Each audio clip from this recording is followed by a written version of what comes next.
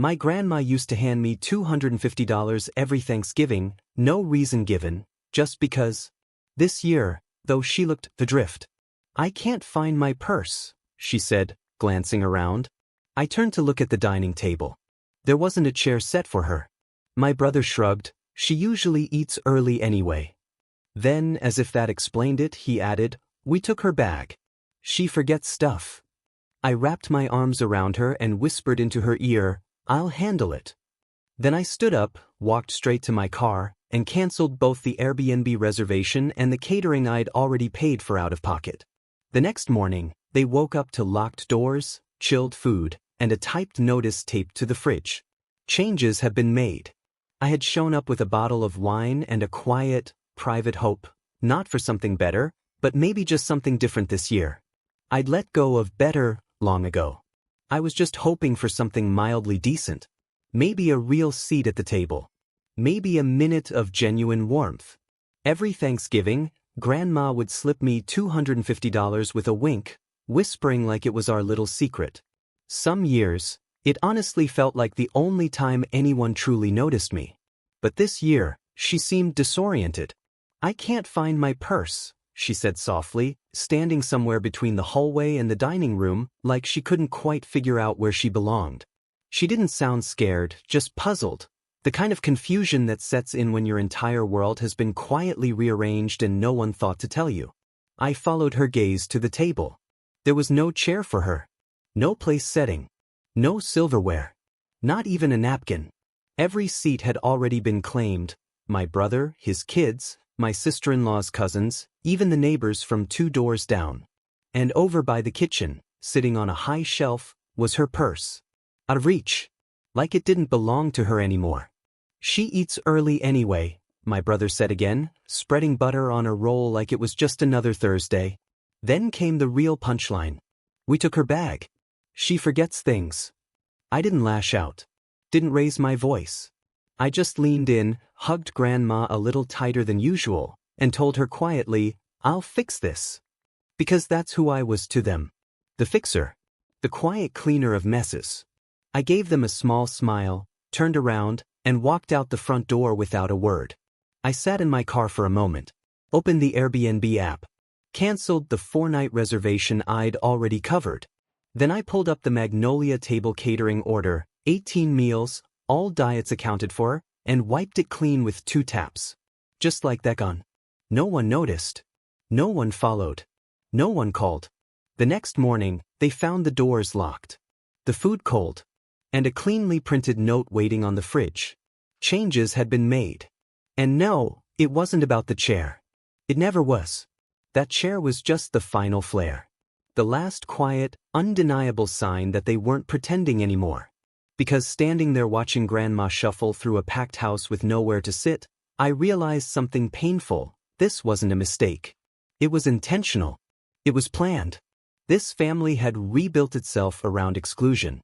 And somewhere along the line, I helped pour the foundation. That moment sparked memories. Not warm, fuzzy ones. These were sharp, precise recollections. Like the birthday dinner where I covered the $1,800 tab, and Mom raised a toast to my brother for bringing us all together. Or the New Year's party they threw at my house because it was roomier, then left me scrubbing glitter out of the bathroom vent for 2 weeks. There was the wedding I helped fund. Not a single photo of me. My sister said, we figured you wouldn't want the spotlight, and then uploaded 27 group pics to Instagram. Not one included me. Or the time I upgraded my parents' internet, replaced their broken printer, swapped out the porch light, and then got a thank you card addressed to my nephew. Such a helpful boy, it said. It wasn't about being thanked. It was about being erased. And I had let it happen. Slowly. Quietly. For years. I showed up. I gave. I helped. I stayed available. And in return, I was barely tolerated. At worst, completely invisible. But Thanksgiving, that used to be different. Because Thanksgiving was hers. It was Grandma. She was the last one who ever looked at me like I was whole. Not like a utility. Not like a walking wallet. Just enough. So yeah, something in me cracked when I saw her pushed aside like an old coat someone forgot to hang up. Watching the woman who taught me how to make cornbread stuffing just stand there, quietly, while the people she raised slid into her place, it did something to me. My brother didn't even blink. She eats early anyway. That line echoed in my head for hours. She eats early anyway. Just like, you don't have kids, might as well pay for the wedding. Or, we figured you'd be fine in the kitchen. Or, don't make a scene. 100 versions of the same cold truth. You don't matter. Unless we need something. Then you're a hero. I used to think maybe, just maybe, if I gave enough, they'd finally let me sit at the table like I belonged. That they'd say, thank you, and actually mean it. That they'd see me as more than a convenience. Not just some built-in support system to make their lives smoother. But that chair, the one that wasn't there, that was the last straw. Because this wasn't a slip-up. They didn't forget. They chose. Quietly. Deliberately. Probably even rehearsed it. Mom cooking her signature yam casserole. My sister placing name cards. Dad picking out the wine. And not one of them thought to ask, where does Grandma sit? They removed her, on purpose. Just like they've removed me. Again and again. Not with cruelty. But with logistics. With quiet adjustments. Polite reshuffling. But the message stayed the same. You're not one of us. And in that moment, I understood something I hadn't dared to say before. I wasn't just excluded from the family. I was mined from it. Like a resource. Used. Then set aside. They don't even see Grandma anymore. They just see a purse she forgets. And me? They don't see me at all. They didn't really see me. What they saw were the things I provided, the catering confirmation email, the digital locks I had programmed, the mortgage payments they never had to worry about. That's when it finally clicked. I was never invited in. I was the system. The wiring, the backbone. The part they relied on without even thinking. And I'd had enough of being walked over like a hallway rug.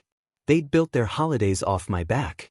Crafted celebrations using my credit card, served meals I had paid for, in homes I'd maintained, right down to the Wi-Fi I installed. And somehow, they still found time to mock me to my face. But not this time. This Thanksgiving, I didn't just leave the house. I stepped away from the entire setup. And when I bent down to whisper, I'll fix this, into Grandma's ear, I wasn't just talking about that day. I meant all of it. Because what they didn't realize was nearly every convenience they took for granted. The food delivery, the calendar invites, the rideshare schedules, even the Bluetooth speaker playing their holiday playlist, ran through me. I didn't storm out. I slipped away.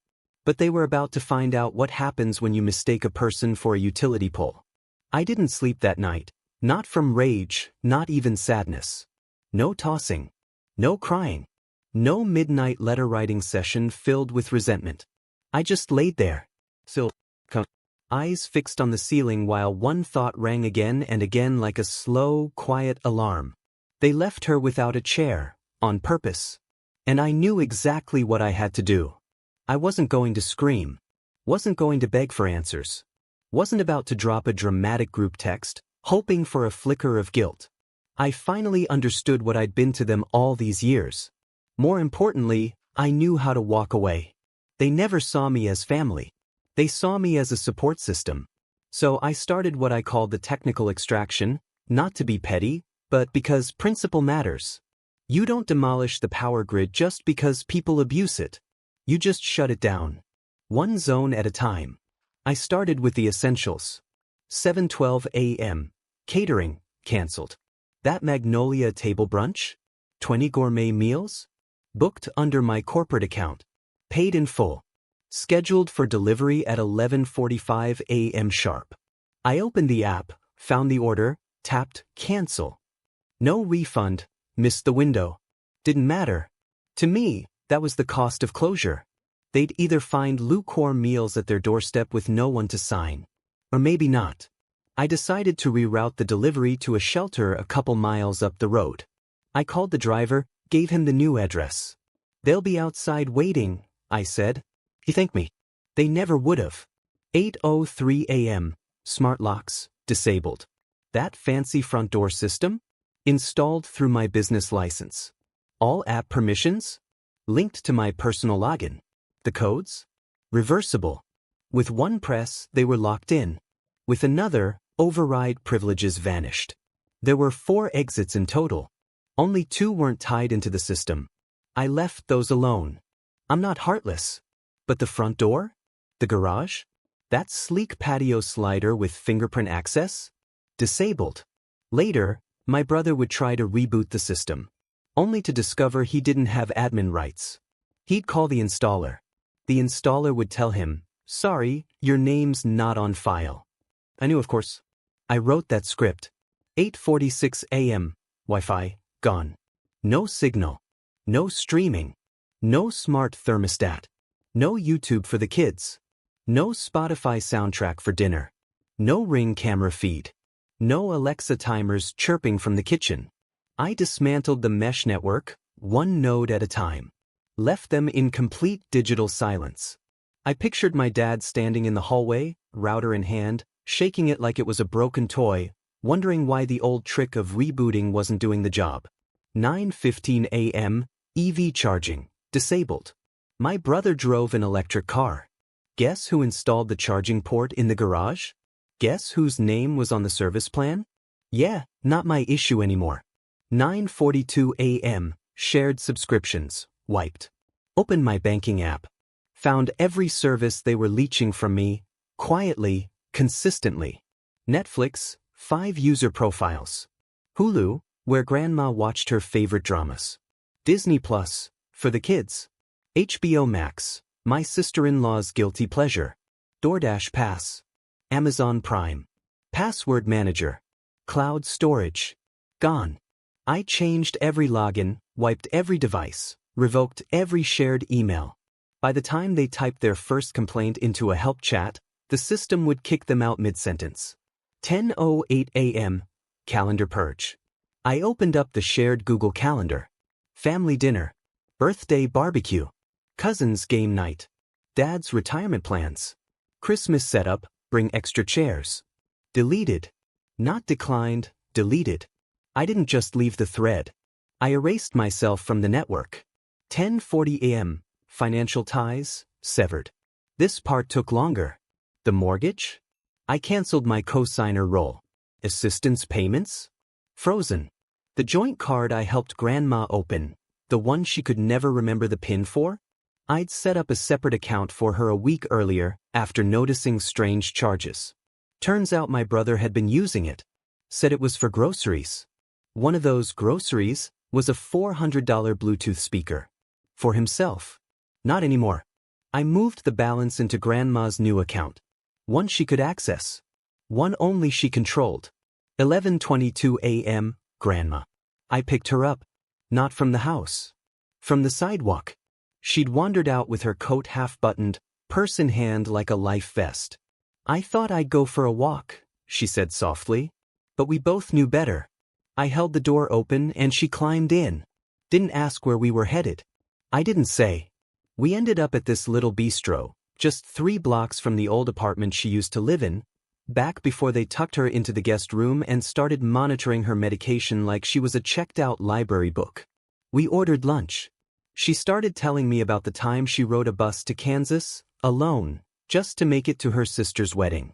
No jibbies. Just a folded map and a peanut butter sandwich in her purse. You don't need an invitation, she said with a smile. You just show up. That's when I knew she remembered.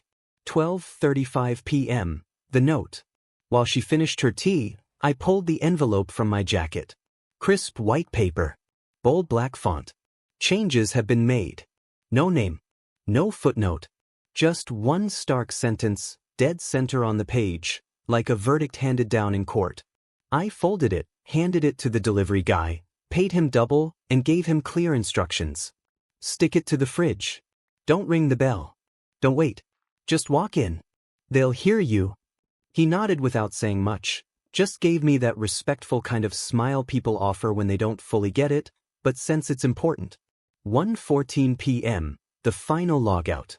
Back in my apartment, I sat down and opened the back end of my company's infrastructure platform. My parents' house was listed under an internal tag.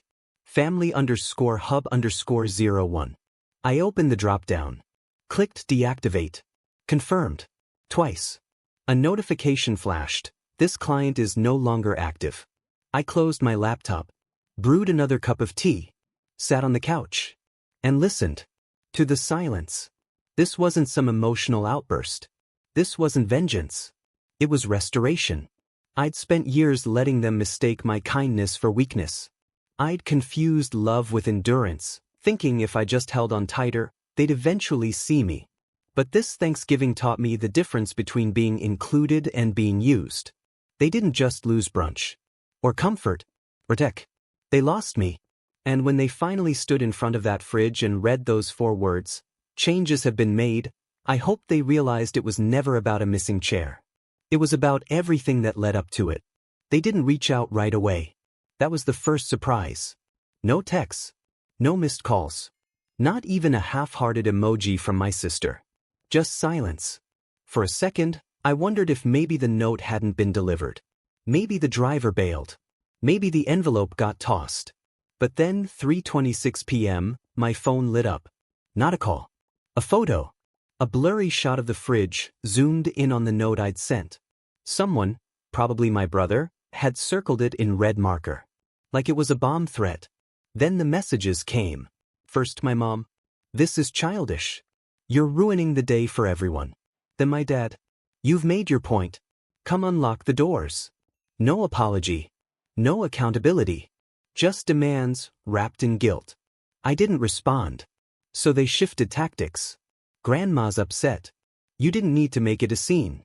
We weren't excluding you, we were just trying to simplify things." Yes. Simplify. That's the word they always use when they erase me. When my name was left off the invite list, it was to keep things simple. When they charged my card without asking, it was easier that way. When someone else sat in the seat I paid for, we just assumed you wouldn't mind. Simpler. Always for them. Then my sister chimed in. And she didn't even bother pretending. "You've always been dramatic. I've said it for years. Grandma doesn't even know what's going on. You manipulated her. This is not okay."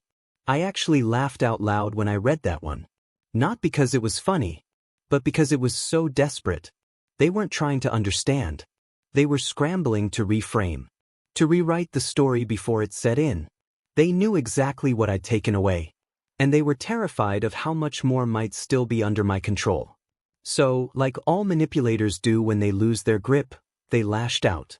5:11 p.m., voicemail number 1. From my dad. Tight voice. Anger simmering under the surface. "If this is about not getting a thank you, grow up. Everyone helps each other in this family. You're not special." I played it once. Then again. Then hit delete. 6:38 p.m., the group chat implosion. The family thread I forgot to mute lit up like a firework. My mom. "This isn't how we raised you." My brother. "What is wrong with you?" My sister. "You're unstable." Then, as always, cousin Jenna, silent until gossip was on the table, decided to chime in. "This is beyond toxic." Then quiet. Then one more message. From a number I didn't recognize. No contact photo. Could have been a burner. Could have been a cousin too scared to sign their name. "No one wants you here." They blamed me for everything. Said I was the virus. I took a screenshot. Didn't reply. 7:03 p.m., call from the landline. I didn't even know they still had one. It was Grandma. Her voice trembled. "Sweetheart, I don't know what's happening. They said you're mad. That you're cutting us off." I swallowed hard. Told her we'd talk tomorrow. That she was safe. That I loved her. That none of this was her fault. Because that's what they never understood. This wasn't about rage. It wasn't about revenge. This was a system, built on quiet exploitation, finally collapsing. And now that it was gone, they weren't mourning. They were panicking. 8:42 p.m., final text from Dad. "You've made your choice. Don't expect to come crawling back." That was the only message I responded to. One line. I didn't crawl away. I walked. The next morning, the smear campaign began. They went public, or tried to. My mom fired off a heartfelt message to her bridge club, painting herself as the wounded matriarch. My sister posted cryptic Instagram stories, quotes about betrayal, forgiveness, blurred selfies with captions about healing. One slide even had my face, cropped from an old photo, blurred out like I was already dead. And according to a mutual friend, my brother told his coworkers I'd had another breakdown. Off his meds again, he said. Didn't matter. Because this time, unlike all the times before, I was documenting everything. Screenshots, receipts, memes, dates, messages, voicemails. I wasn't going to waste my breath defending myself. Instead, I focused on keeping the record straight. Because eventually, the pity party would run dry. And all they'd be left with were the receipts, those hard facts I'd quietly been saving all along.